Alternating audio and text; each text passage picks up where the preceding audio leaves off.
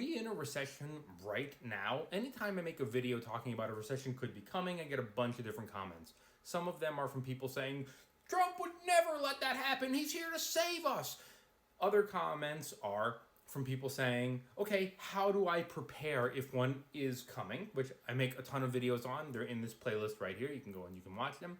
Or I get comments from people saying, this dude thinks one's coming. We're already in a recession, dumbass. And I think that's because a lot of people don't know what a recession actually is. By the way, I have a new policy here, which is if you're not following me and you leave a comment below, I will not respond to you. It's just one way that I set boundaries and prevent people from taking advantage. Let's talk about what's really going on here. And this is according to the National Bureau of Economic Research.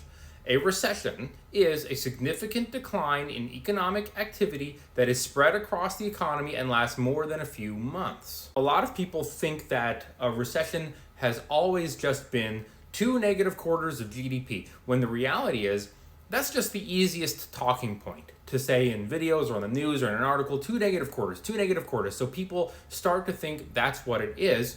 And then when we have 2 negative quarters of negative GDP and they're not screaming this is a recession, everyone on the right starts saying, well, that's because Joe Biden changed the definition of a recession because he didn't want to be the president during one. But that's not actually true at all. This definition has been around since the 1970s. So when people say Biden changed the definition, what they should be saying is, oh, I'm suddenly learning that there's more to this definition than I previously thought. What are some of the recession indicators? Well, obviously, yes, the first one is GDP, or gross domestic product, shrinks for 2 consecutive quarters. There's also rising unemployment, industrial production declines, retail sales decline, the yield curve inverts. If you don't know what that means, it's when the short-term interest rates rise above the 10-year or more longer-term interest rates, and consumer confidence declines. The NBER, they are the people who determine whether we are in a recession or not. So these are all of the things that make up what a recession is. Here's what is not a recession: your personal feelings or your personal struggles. People feel like I'm personally struggling, this must be a recession. That ain't it. So first, let's look at the GDP. You can see it right up here at the top, United States GDP growth rate. And down here, you can see that we did have a decline in Q1 of 2025, but then Q2 of 2025, it improved.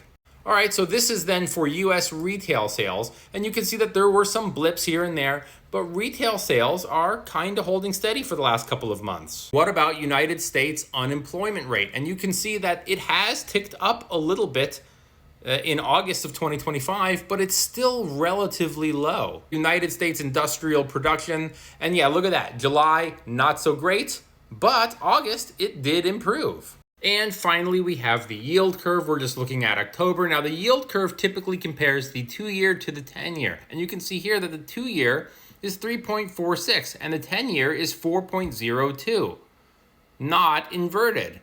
Now, if the 2-year yield was 4.02 and the 10-year was 3.46, then we would say we have an inverted yield curve. I'm not against someone saying, my God, everything is so expensive right now, or I'm struggling right now with inflation and tariffs and trade war and Trump's policies. But your feelings don't equal a recession. So down here, I created a little bit of a list of things that you can say instead of we're in a recession. Now that you know what a definition of a recession is and you know that we are not actually in one, instead you can say something like, I'm experiencing a cost of living crisis. Or you could say, I'm dealing with inflation fatigue. Or you could say, I'm over late stage capitalism.